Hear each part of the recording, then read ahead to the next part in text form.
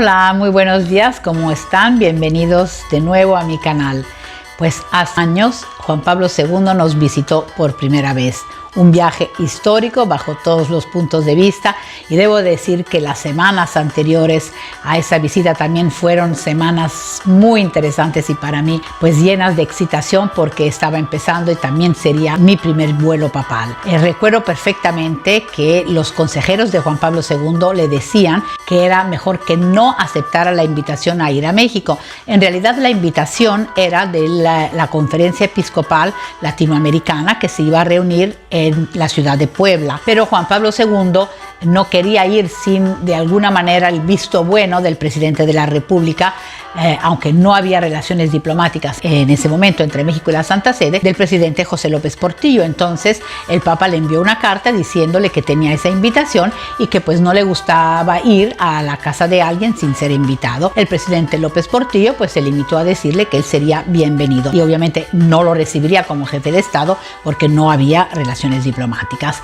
Entonces, a pesar de todo esto, los consejeros del Papa seguían diciéndole que no era buena idea que fuera a México, que justamente no había relaciones diplomáticas, que México era un país anticlerical, que no lo iban a recibir bien, pero finalmente Juan Pablo II hacía largas reuniones, los escuchaba a todos y al final les decía: yo tengo a mis colaboradores para que resuelvan los problemas, no para que me digan cuáles son los problemas, así que ustedes resuélvanlos porque yo sí voy a ir a México. Entonces tenía todas las intenciones del mundo de viajar a México. Bueno, había polémicas aparte porque ese viaje era de alguna manera anticonstitucional, incluso por lo que se refiere a la vestimenta.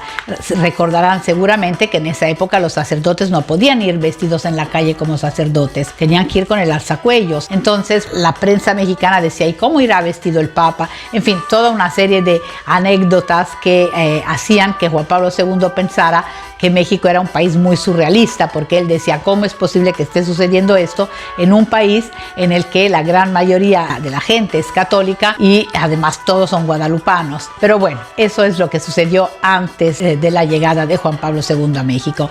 Ya les conté lo que sucedió en la víspera, cuando le entregué un sombrero de charro, y en el primer vuelo, cuando se dio la primera rueda de prensa de un papa, en este caso de Juan Pablo II.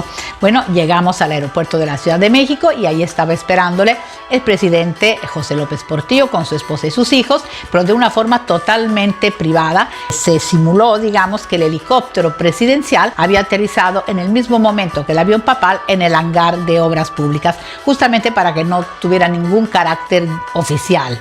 Y el presidente López Portillo le dijo al Papa: pues señor, lo dejo en manos de su grey, que sea bienvenido. Juan Pablo II quedó un poco extrañado y dijo: a lo mejor mis colaboradores tenían razón, pero bueno. Entonces lo que nunca se imaginó es lo que vería al salir del aeropuerto.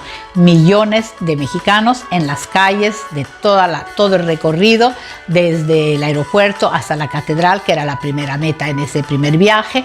Y bueno, la gente en las ventanas, en las azoteas, en los postes de la luz, sobre los árboles. Un espectáculo único, todo el mundo lanzando serpentinas, flores, confetis. La verdad, algo que Juan Pablo II luego dijo nunca había visto. Y la verdad es que no se había visto nunca, ni siquiera en los viajes del Papa Pablo VI por el mundo.